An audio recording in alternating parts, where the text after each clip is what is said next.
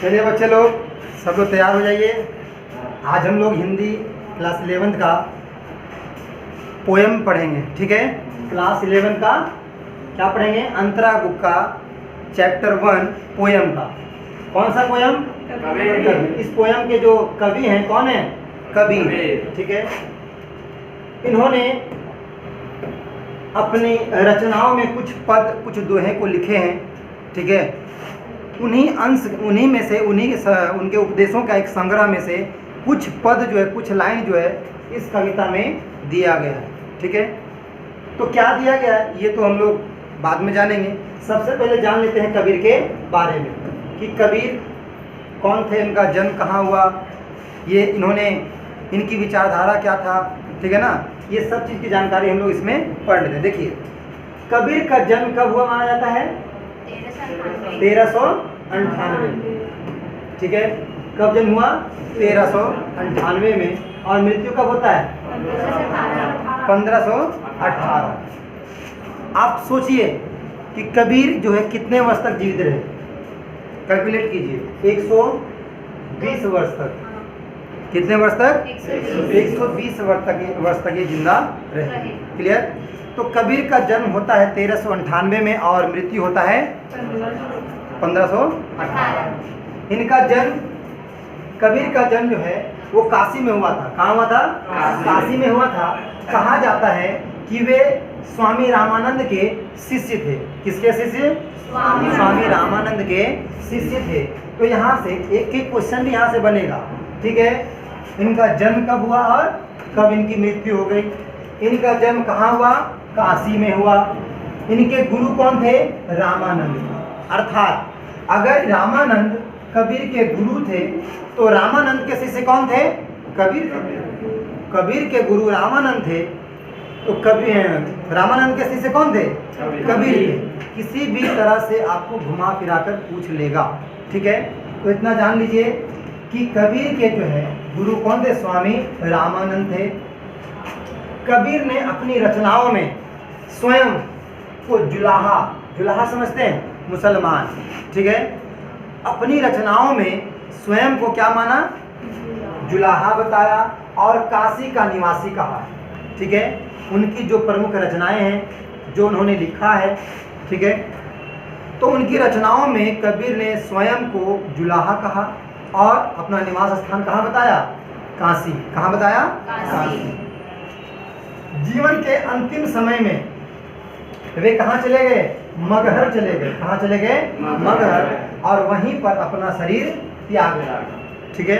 अर्थात अगर ये कहा जाए कि कबीर का जन्म कहाँ हुआ तो काशी में और मृत्यु कहाँ हुआ तो मगहर। कहाँ हुआ? मगहर। अब देखिए आगे, कबीर ने विधिवत शिक्षा नहीं पाई थी। अर्थात उन्होंने कभी कोई स्कूल में जाकर शिक्षा प्राप्त नहीं की है। वे क्या थे? अनपढ़ थे, ठीक है। लेकिन उनके पास जो भी ज्ञान आया वो सब के सब अनुभव से आया। किससे? अनुभव से आया। और इसीलिए उन्होंने कहा है, क्या कहा? कि मसी कागज छुओ नहीं। अर्थात मैंने कभी कागज छुआ ही नहीं, कलम कहीं नहीं हाथ, और कलम भी मैंने कभी हाथ में लिया नहीं।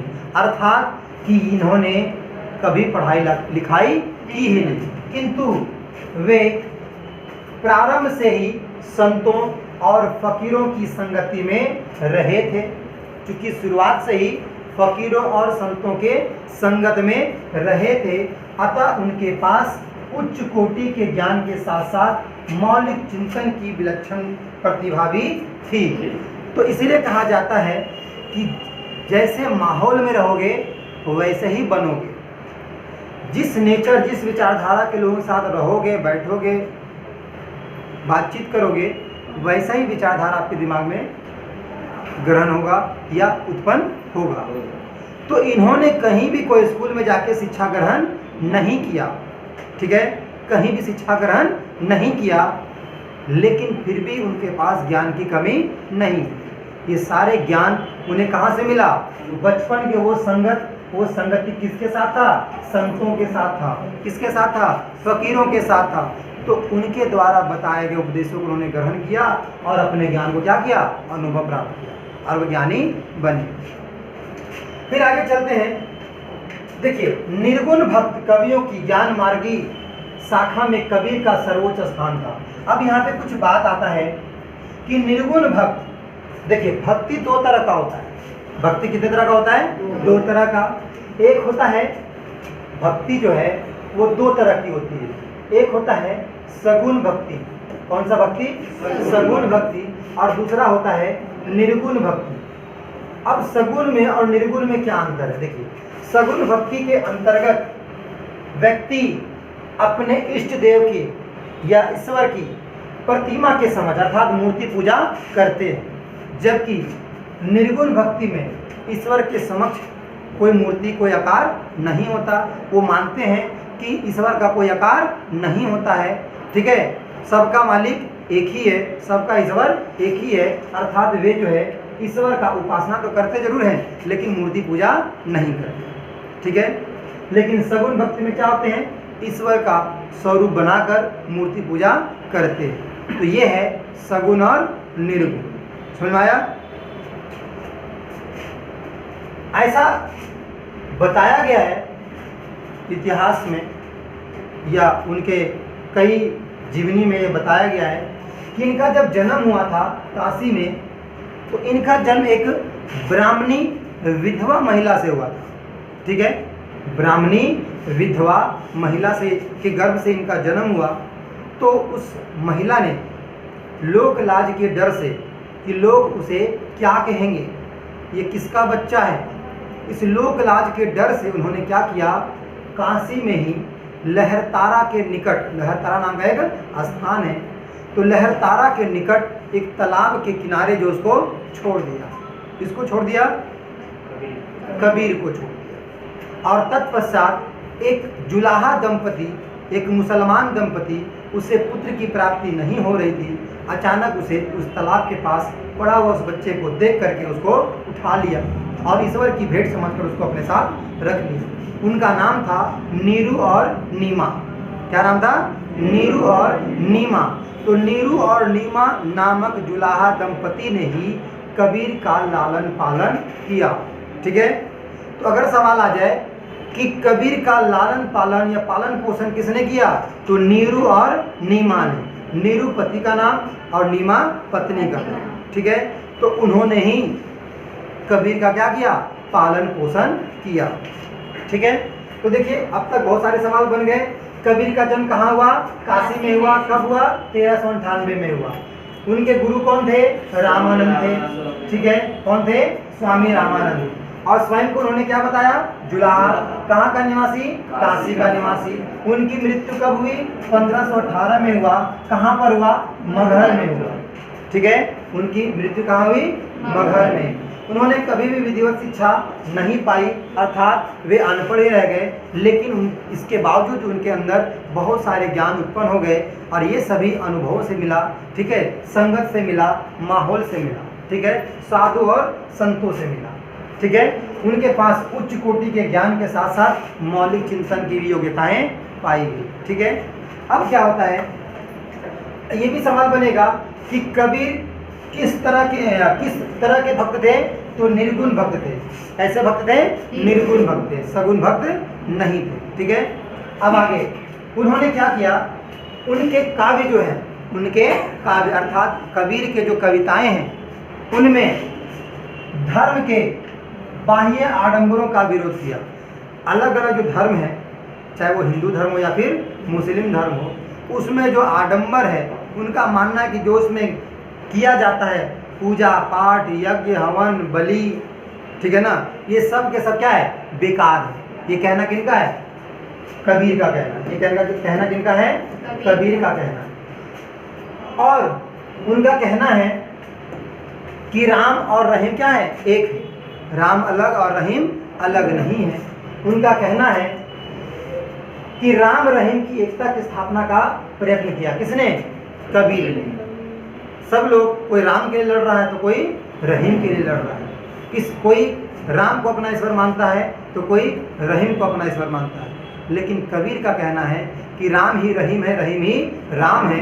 इसलिए हम कबीर जो है ये दोनों एकता के प्रबल समर्थक थे। अर्थात वो चाहते थे कि हिंदू और मुस्लिम क्या हो जाए, एक हो जाए, हिंदू और मुस्लिम एक हो जाए।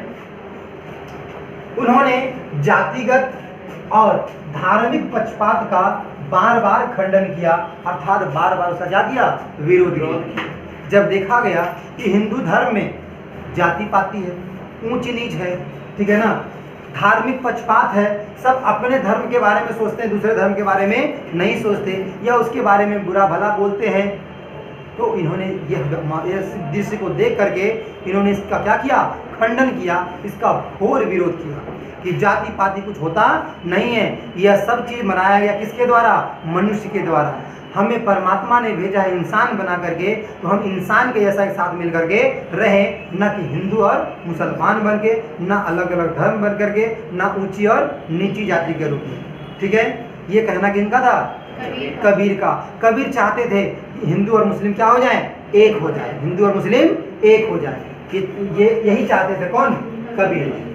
वे हर प्रकार के भेदभाव से मुक्त मनुष्य की मनुष्यता को जगाने का प्रयत्न करते, हर एक प्रकार के भेदभाव को क्या करना चाहते थे, समाप्त करना चाहते थे, खत्म करना चाहते थे, और सारे मनुष्य को एकता के सूत्र में बांधना चाहते थे। कौन, कबीर।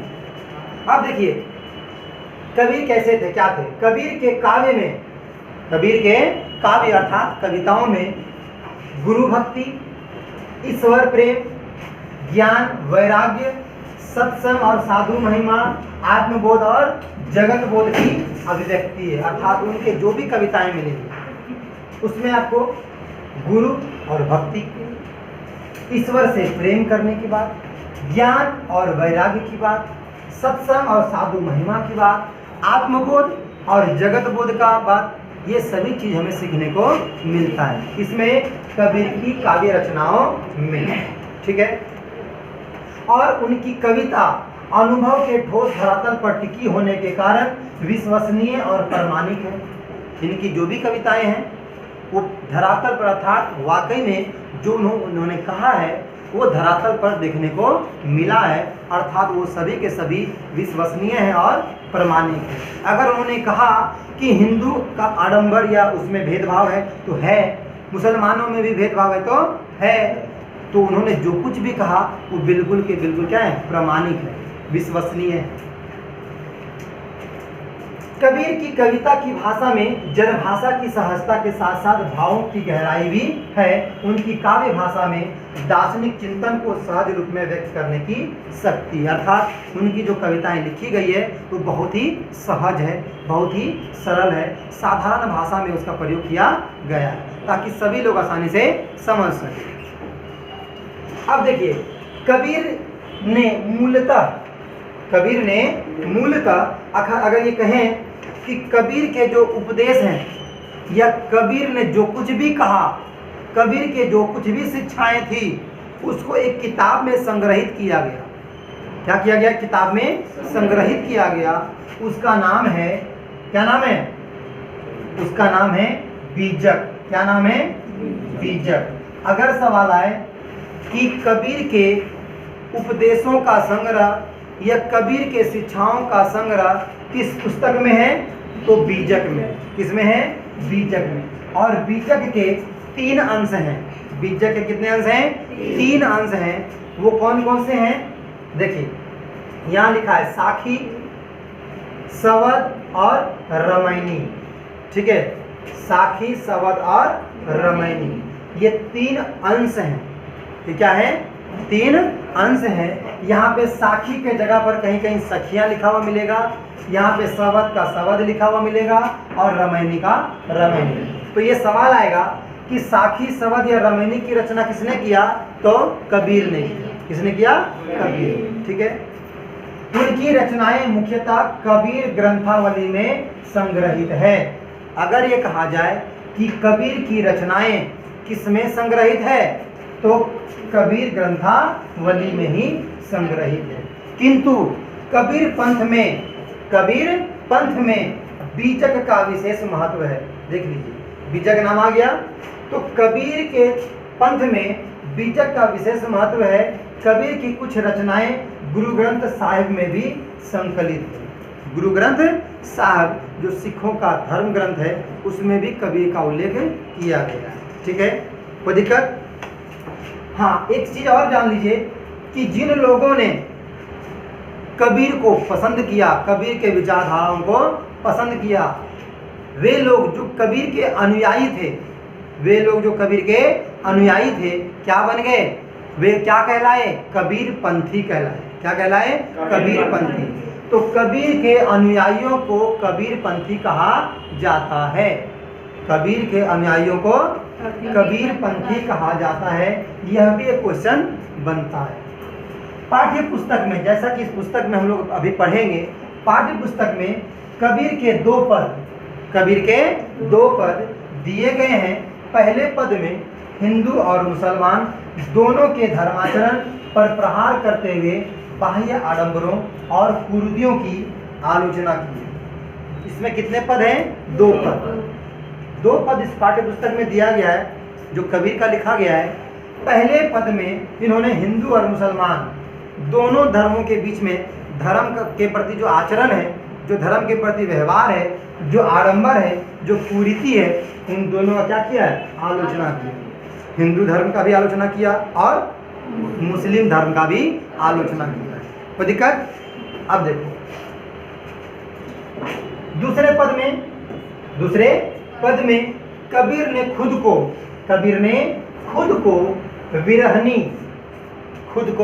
विरहनी स्त्री के रूप में प्रस्तुत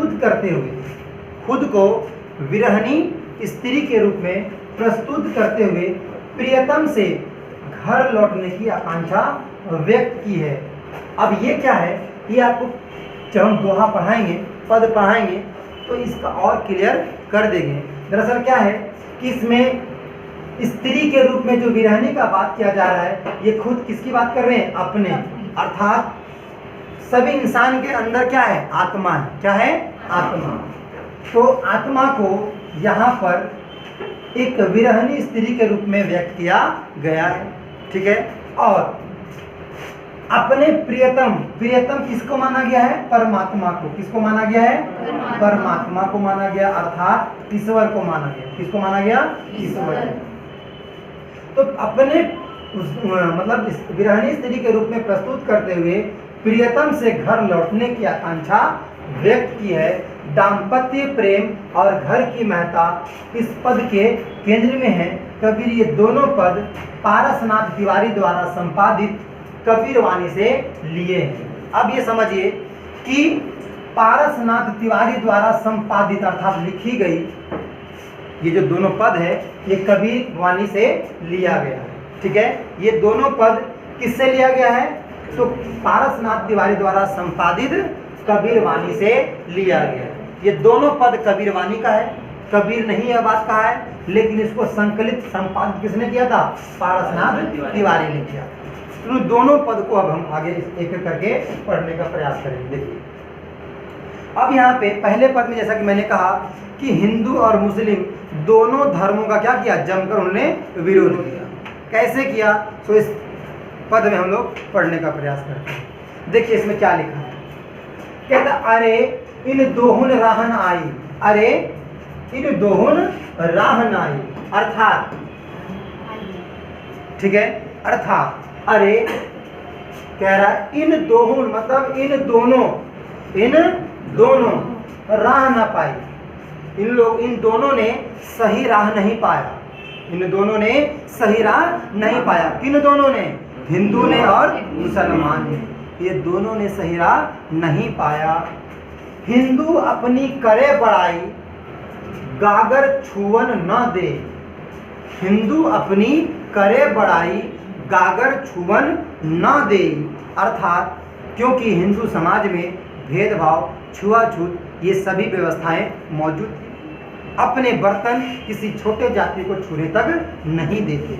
ठीक है, तो वही कह रहे हैं कि हिंदू अपनी करे बड़ाई गागर छुअन ना दे, मतलब अपने जो संपत्ति होते हैं, जो अपना सामान होता है, जो सामग्री होता है, जो बर्तन होता है, वो किसी को छूने तक भी नहीं देते हैं। बेस्या के पायन तर सोवे, यह देखो हिंदुआई। अपने सामान को किसी को छूने नहीं देते हैं। लेकिन वहीं एक और दूसरी ओर देख लो तो जो बेस्या होते हैं, यहाँ पे बेस्या शब्द का प्रयोग किया गया है जो एक बहुत ही अभद्र वर्ड है। उन लोगों को कहा जाता है, उन स्त्रियां लोग जो गलत कामों में लिप्त होती है, ठीक है ना।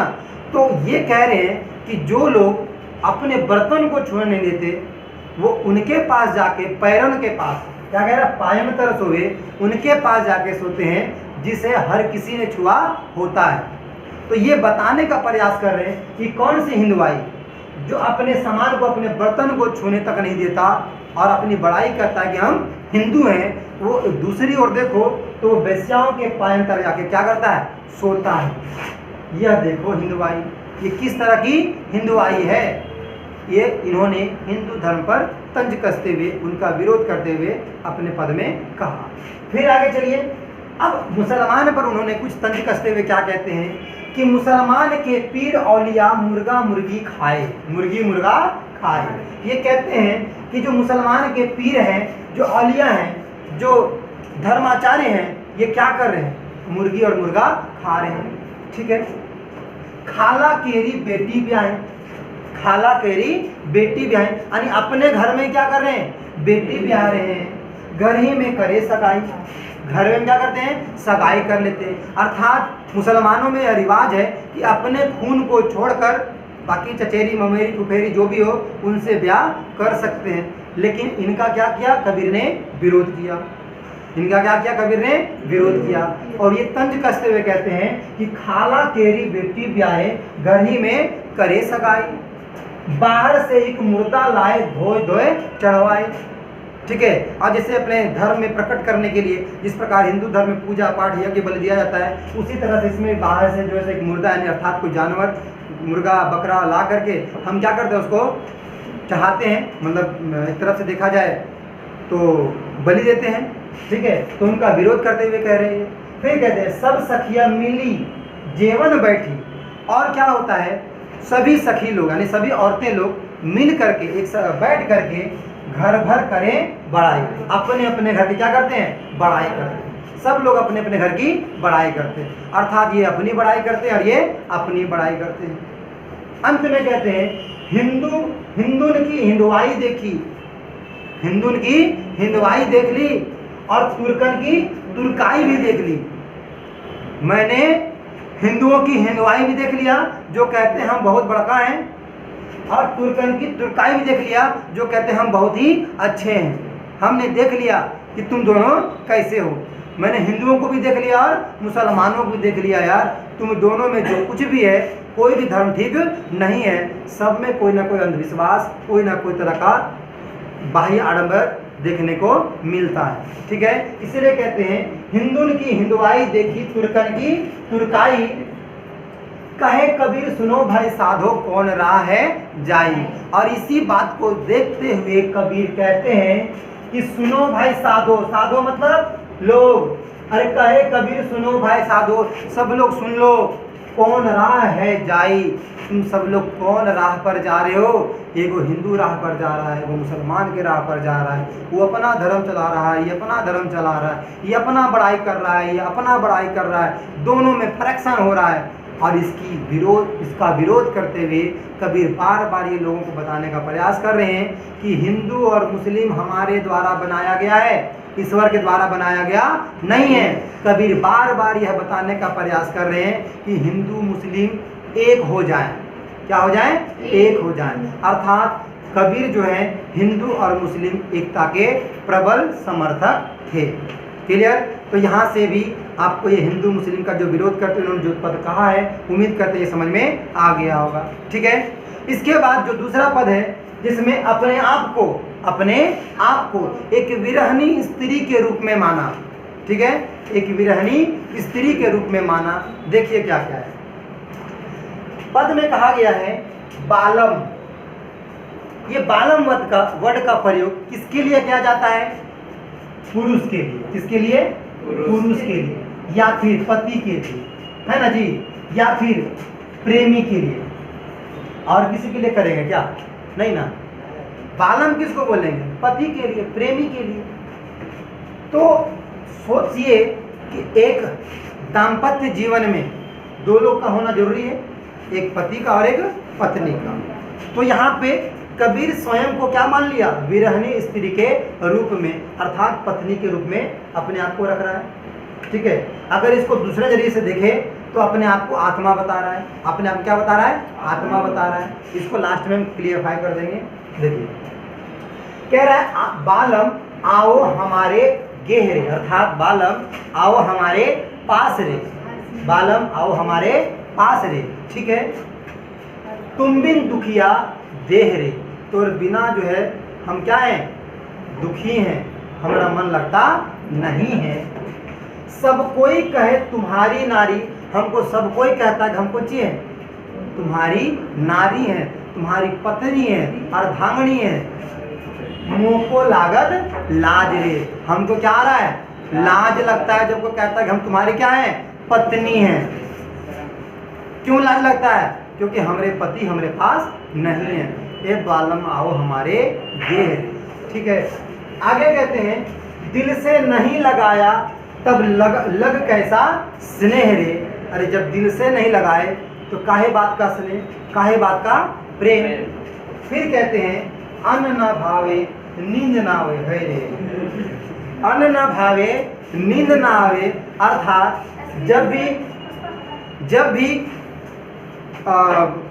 कोई इस तरह का विरहनी होते हैं, जब भी कोई इस तरह का विरहनी होते हैं तो ऐसा होता है किसी के याद में न नींद आता है, न ही भूख लगता है। इसीलिए कह रहे हैं अन्न न भावे नींद ना आवे, अन्न न भावे नींद ना आवे, गिरह बन धरे ना धीरे रे, गिरह बन धरे ना धीरे रे, अर्थात न अन्न भाता है, न खाना खिलाता है, न निंदिया आता है, और घर बन धरे ना धीरे, और घर में बैठल बैठल अब हमको मन अब बर्दाश्त से बाहर, ए बालम आओ हमरे गेह रे। इस कविता का मतलब आगे और समझ में आ जाएगा। आगे देखिए, कामिन, यहाँ पे कामिन वर्ड का प्रयोग किया गया है। ठीक है, कामिन यहाँ पर वर्ड का प्रयोग किया गया है, अर्थात स्त्री के लिए कामिन वर्ड का प्रयोग किया गया है। ठीक है, कामिन को है बालम प्यारा, स्त्री को कौन प्यारा? बालम प्यारा। जो प्यासे को नीर रे, जिस तरह से एक प्यासे को नीर की आवश्यकता है, जल की आवश्यकता है, उसी तरह से स्त्री को एक पुरुष की आवश्यकता है कोई ऐसा उपकारी विभुषो कहे सुनाए रे, ऐसा कोई उपकारी व्यक्ति है जो हमारे दुख को, हमारे इस व्यवस्था को हमारे पिया तक जाके क्या करे? सुनाए। ठीक है ना, है कोई ऐसा उपकारी जो हमारे पिया तक हमारे दुख को, हमारी इस स्थिति को जाके सुनाए। यही बात कहने का प्रयास कर रहे हैं इस पद में। अब तो बेहाल कबीर भयो है, अब तो बेहाल कबीर भयो है, बिन देखे जीव जाए, ए बालम आओ हमारे पास। समझ आया? अब तोहरे बिना जिया नहीं जा रहा है। तो आप लोग को तो लग रहा होगा कि पति पत्नी का बात कर रहे हैं, यहाँ पति पत्नी का बात नहीं है। यहाँ पे एक आत्मा अपने परमात्मा से फरियाद कर रहा है, अपने आप को विरहनी स्त्री के रूप में रख रहा है। कबीर वो उनका आत्मा है और वो चाहते हैं, देखिए आत्मा किसका अंश होता है? परमात्मा का।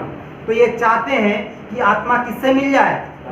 परमात्मा से। आप कहाँ हैं और हम कहाँ हैं? न भूख लगता है, न प्यास लगता है, बस एक ही चाहत है कि हमारे पास आ जाओ, हम क्या लगे हमको अपने से गले लगा लो, अर्थात हमें अपने पास रख लो। ठीक है, तो कभी कभी सवाल में पूछा जाएगा कि क्या पूछा जाएगा कि कामिन शब्द का प्रयोग इस कविता में किसके लिए किया गया है? तो कहेंगे स्त्री के लिए किया गया, एक विरहनी स्त्री के लिए किया गया है। बालम शब्द का प्रयोग किसके लिए किया गया है? पुरुष के लिए। लेकिन यह वक्त ये किसको व्यक्त कर रहा है? परमात्मा को, ईश्वर को व्यक्त कर रहा है। ठीक है, तो आपको इससे संबंधित सारे सवाल जो आएंगे एग्जाम में, आई होप इसमें से जो भी, चाहे वो कबीर के जीवन से संबंधित हो, चाहे उनकी रचनाओं से संबंधित हो, उनकी विचारधारा से संबंधित हो, या फिर इनके दोनों पद से संबंधित। ठीक है, इसमें मुख्यतः सवाल बहुत अच्छे अच्छे बनेंगे कि कबीर जो है किन दो धर्मों का जो है सो विरोध किया या कड़ा विरोध किया।